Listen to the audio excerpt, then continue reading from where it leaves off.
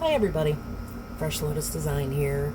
I'm doing a little video for you guys today to show how I do this combination plying for these really special yarns that I've started doing that I'm just in love with. They are partially Corespun custom rovings, which are these beautiful blends of merino silks, silk waste, some glitz. There's always something in them, and these fiber artists create them, themselves, so they're whatever colors they want. So they're truly custom and they're truly amazing. And I like to pair them up with my hand-dyed locks, either mohair or teeswater or Wensleydale, whatever I have. But doing small sections of each of these different kinds of fiber gives this amazing yarn, and then there's also cool ways you can ply it to make it even more special. So what we're doing now is we're headed into a section, and my sections of each, by the way, are maybe 24 inches long. You can do them whatever you want, obviously. This is a section of the Corespun custom roving, and I'm going to spiral ply it like a normal spiral ply, just where we're pushing the yarn onto the plying thread. My plying thread, by the way, is Japanese silk, which I just love. I think they are just the best for plying. Beautiful colors, and shimmery and pretty, and most of all strong. So you can see I'm just regular spiral plying now, just pushing it on to the plying thread. Now I'm coming to the section with my locks. I'm going to switch. Okay, I'm going to push the thread onto the lock section so that it looks kind of caged. It's kind of a cool look. But what's very important that you need to be wary of whenever you're plying a Corespun yarn, whenever you're plying any yarn really, you're going in the opposite direction, so twist is being released. All the twist that you put in is being let go.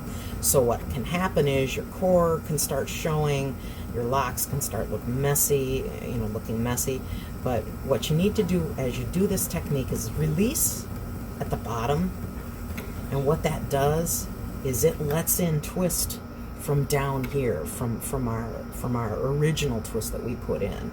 If you hold it too tight, all the twist is going to release, and by the time your thread gets on, it's going to be this poofy mess that you're trying to put a thread around, and that's no fun.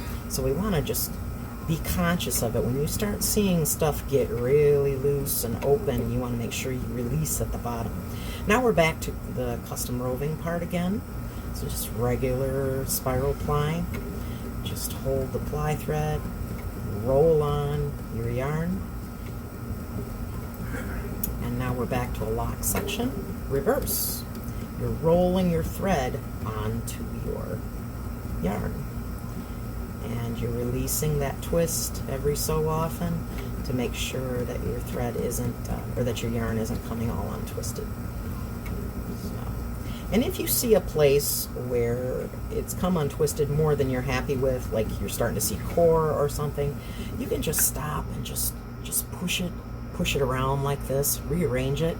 And also know too that when you finish the yarn in its nice warm bath at the end, when it's done, it's going to even out too, and it won't be as big of a deal as you think it is.